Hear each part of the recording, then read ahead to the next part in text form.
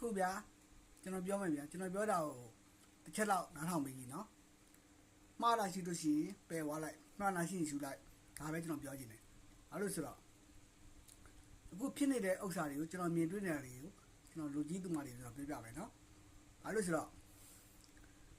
ဒီ social media တခုမှာ social ဒါ social ခေတ်နော် social ခေတ်မှာဆိုရင်ကုန် line ပေါင်းစုံမှာလူပေါင်းစုံရှိတဲ့အတွက်ကြောင့်အယုံကြည်မလွယ်ကြပါနဲ့ဘယ်သူကမှမယုံပါနဲ့အခုကောင်မလေးဖြစ်ဖြစ်ဥပမာပေါ့မိန်းကလေးရနော်ချောချောလာမိန်းကလေးချောတယ်အရန်ချောအရန်လှချစ်စရာကောင်းတာပဲဖြစ်ဖြစ်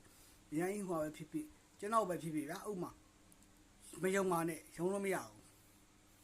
အဲ့လိုသိလားကိုတို့ကတော့မယုံရတဲ့ခေတ်ဖြစ်နေလို့အဲ့ကြောင့်မယုံပါနဲ့လို့ပြောပြတာအခုဖြစ်ပြခဲ့တာဒီအကုန်လုံးကလည်းဟိုဘယ်လိုပြောမလဲစိတ်မချမ်းသာဘူးပေါ့ဗျာမထင်သားတာတွေကတကယ်လက်တွေ့မှာဖြစ်သွားတဲ့ဟာတွေကြတော့ကျွန်တော်နေနေပါတက်ပြီးမပြောတတ်ဘူး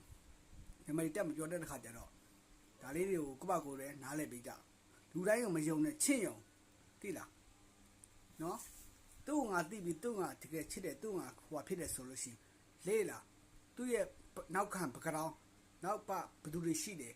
မိသားစုတိုင်းဝိုင်းမျိုးအားလုံးကိုလေးလာပြီးမှချစ်ကြကြိုက်ကြပါလို့ကျွန်တော်ပြောချင်ပါတယ်ခင်ဗျဘာလို့ဆိုတော့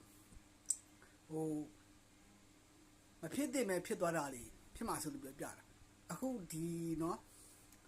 အခုဒီချိန်ဒီမှာဆိုလို့ရှိရင်အရန်ဆိုးတဲ့ကိစ္စတွေမှာဆိုလို့ရှိရင်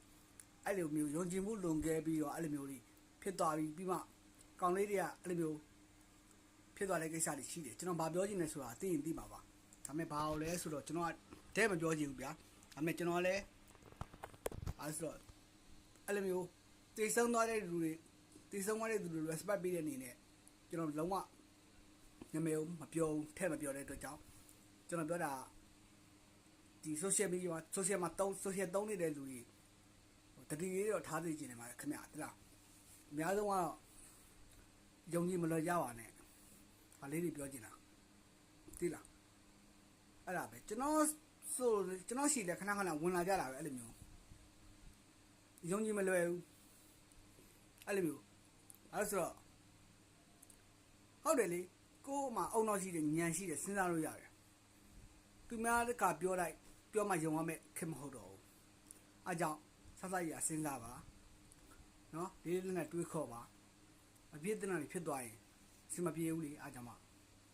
ဒီမငယ်တွေညီငယ်တွေအများကြီးရှိတယ်ခုစေကျော်တက်ရွယ်တွေအများကြီးစေကျော်တက်ရွယ်တွေဒုက္ခရောက်နေတာပျက်စီးနေတာအများကြီးရှိတယ်မြင်တွေ့နေရတာပဲအဆင်မပြေဘူးသိလားဆက်ပြောပြအောင်နောက်ဗီဒီယိုမှာကြည့်ထား